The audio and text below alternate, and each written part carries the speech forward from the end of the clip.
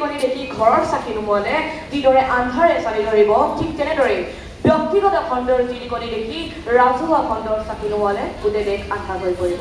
গতিকে অধ্যক্ষ মহোদয়, আজিৰ সদনত উত্থাপিত হোৱা বিধেয়কখন মানি ল'ব নোৱাৰাৰ বাবেই মই বিৰোধীৰ আসন গ্ৰহণ কৰিছোঁ। মাননীয় অধ্যক্ষ মহোদয়, এখন দেশৰ অৰ্থনৈতিক বিকাশ মানে কেৱল ব্যক্তিগত খণ্ডৰ উন্নয়নক নুবুজায়।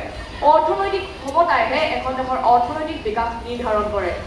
অক্সফাম 2024 তথ্য অনুসৰি ভাৰতৰ 1% ব্যক্তিয়ে 40.1% ৰাষ্ট্ৰীয় সম্পদ অধিকাৰ কৰি আছে। গতিকে তেনে ক্ষেত্ৰত ৰাজহুৱা খণ্ডৰ ব্যক্তিগতকৰণ ভাৰতৰ অৰ্থনৈতিক বিকাশ ত্বৰান্বিত কৰাৰ একমাত্ৰ উপায় হ'বনে? মাননীয় অধ্যক্ষ মহোদয়, সন্মানীয় সপক্ষ দলৰ সদস্যসকলে বিধেয়কখনৰ সপক্ষে যুক্তি দাঙি ধৰি কৈছে যে ব্যক্তিগত খণ্ডই শিক্ষা খণ্ড আৰু স্বাস্থ্য খণ্ডত আমূল পৰিৱৰ্তন আনিছে। কিন্তু অধ্যক্ষ মহোদয়, অত্যাৱশ্যকীয় সেৱা খণ্ডৰ ব্যক্তিগতকৰণেৰে এখন দেশৰ অৰ্থনৈতিক বিকাশ কেতিয়াও সম্ভৱ নহয়। বিভিন্ন সেৱা খণ্ড যেনে স্বাস্থ্য খণ্ড আৰু শিক্ষা খণ্ডৰ ব্যক্তিগতকৰণেৰে আমাক কোন দিশলৈ লৈ গৈছে তাৰ এটা সৰু উদাহৰণ দিব বিচাৰিছোঁ। প্ৰথমতে অধ্যক্ষ মহোদয়, ভাৰতৰ স্বাস্থ্য খণ্ডৰ 68% ব্যক্তিগত খণ্ডৰ হাতত। কিন্তু তাৰ পিছতো স্বাস্থ্য সম্পৰ্কীয় এখন বিশ্ব শ্ৰেষ্ঠ আলোচনী লেঞ্চেট 2023 চনৰ মতে 167খন দেশৰ ভিতৰত ভাৰতৰ স্থান 145 নম্বৰত। দ্বিতীয়তে অধ্যক্ষ মহোদয়, যোৱা 10 বছৰত ভাৰতৰ ব্যক্তিগত খণ্ডৰ বিদ্যালয়ৰ মাচুল 150ৰ পৰা 200% বৃদ্ধি পালে, ফলত বহুতো শিক্ষাৰ্থী আনহাতে বিদ্যালয় এৰিব লগা হ'ল। মাননীয় অধ্যক্ষ মহোদয়, সন্মানীয় সপক্ষ দলৰ সদস্যসকলে বিধেয়কখনৰ সপক্ষে যুক্তি দাঙি ধৰি কৈছে যে ব্যক্তিগত খণ্ডই জিডিপি বৃদ্ধি কৰিছে। কিন্তু মাননীয় অধ্যক্ষ মহোদয়, হয়তো সন্মানীয় সপক্ষ দলৰ সদস্যসকলে নাজানে যে যোৱা 11 বছৰত 2013 চনৰ পৰা 2024 চনলৈ ৰাজহুৱা খণ্ডই আমাৰ দেশৰ বিত্তীয় সম্পদ 2.2 লাখ কোটি টকাৰ পৰা 4.85 লাখ কোটি টকালৈ বৃদ্ধি কৰিলে, অৰ্থাৎ 120% বৃদ্ধি। গতিকে এনে ক্ষেত্ৰত ৰাজহুৱা খণ্ডৰ ব্যক্তিগতকৰণ ভাৰতৰ অৰ্থনৈতিক বিকাশ ত্বৰান্বিত কৰাৰ একমাত্ৰ উপায় কেনেদৰে হ'ব, এয়া মোৰ বাবে অকুণ্ঠৰ। মাননীয় অধ্যক্ষ মহোদয়, বিশ্ব অৰ্থনীতিৰ প্ৰেক্ষাপটত মই এটা সৰু তথ্য দিব বিচাৰিছোঁ। বিশ্বৰ ভিতৰতে সুখী নদী দেশসমূহ অৰ্থাৎ ফিনলেণ্ড, ছুইডেন, নৰৱে আদি দেশসমূহৰ জিনি কফিচিয়েণ্ট অৰ্থাৎ অৰ্থনৈতিক অসমতাৰ হাৰ 0.3। আনহাতে ভাৰতৰ জিনি কফিচিয়েণ্ট অৰ্থাৎ অৰ্থনৈতিক অসমতাৰ হাৰ 2014 চনৰ পৰা 2024 চনলৈ 0.45ৰ পৰা 0.49লৈ বৃদ্ধি পালে।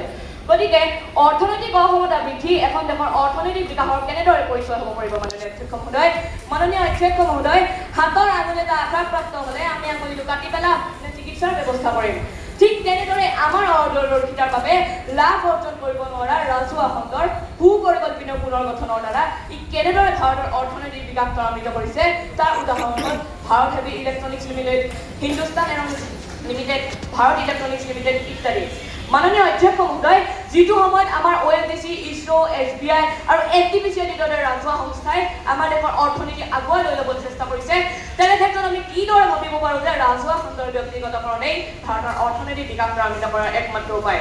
যদি ৰাজহুৱা খণ্ডৰ ব্যক্তিগতকৰণে অৰ্থনৈতিক বিকাশৰ একমাত্ৰ উপায় হ'লহেঁতেন, তেন্তে চীন দেশ আজি বিশ্বৰ ভিতৰতে দ্বিতীয় বৃহৎ অৰ্থনীতি হিচাপে পৰিগণিত নহ'লহেঁতেন, কিন্তু চীনৰ অৰ্থনীতি সম্পূৰ্ণৰূপে ৰাজহুৱা খণ্ডৰ ওপৰত প্ৰতিষ্ঠিত।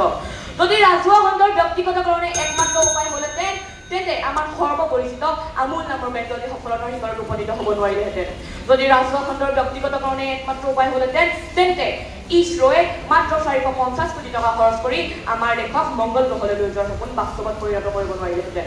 গতিকে অধ্যক্ষ মহোদয়, তথ্য, ইতিহাস আৰু বাস্তৱে কয় ভাৰতৰ অৰ্থনৈতিক বিকাশ ত্বৰান্বিত কৰাৰ একমাত্ৰ উপায় ৰাজহুৱা খণ্ডৰ ব্যক্তিগতকৰণ কেতিয়াও নহয়। অৰ্থনৈতিক বিকাশৰ বাবে লাগিব সুপৰিকল্পিত দূৰদৃষ্টি, পুনৰ্গঠন, সমতা আৰু জনকল্যাণকামী চৰকাৰ। গতিকে অধ্যক্ষ মহোদয়, শেষত মই সন্মানীয় সপক্ষ দলৰ সদস্যসকলক জ্ঞানাৰ্থে ক'ব বিচাৰোঁ যে ৰাজহুৱা খণ্ড হৈছে ভাৰতৰ অৰ্থনীতিৰ মেৰুদণ্ড। এই মেৰুদণ্ড বেকা কৰিব বিচাৰিলে অৰ্থনৈতিক বিকাশ দূৰৰ কথা অধ্যক্ষ মহোদয়, দেশ থিয় হৈ থকাটো অসম্ভৱ হৈ পৰিব। ধন্যবাদ মাননীয় অধ্যক্ষ মহোদয়।